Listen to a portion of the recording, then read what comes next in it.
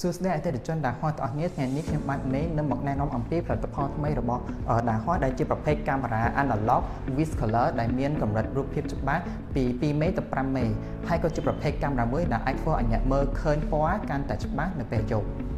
with Color ចំនួនថ្មីមានពន្លឺកម្រិតទាបបង្ហាញពណ៌ពិតមិនចាំបាច់ប្រើអំពូល IR អាចធ្វើឲ្យអ្នកមើលឃើញកាន់តែច្បាស់នៅពេលយប់ដូចពេលថ្ងៃ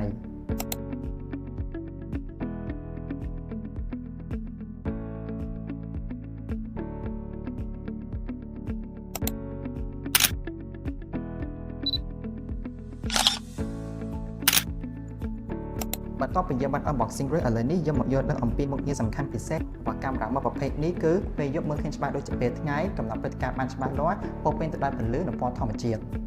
មួយវិញទៀតវាមានសមត្ថភាព SMD Smart Motion Detection ដែលវាអាចចាប់រាល់សកម្មភាពរបស់មនុស្សនិងយានយន្តបានត្រឹមត្រូវកាត់បន្ថយលើ false alarm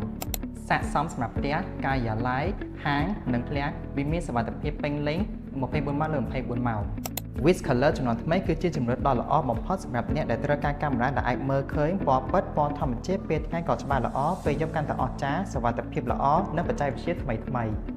កាមេរ៉ាដ៏ហោះ With Color មានពណ៌ធម្មជាតិច្បាស់ល្អអាចមើលបានគ្រប់ពេលវេលា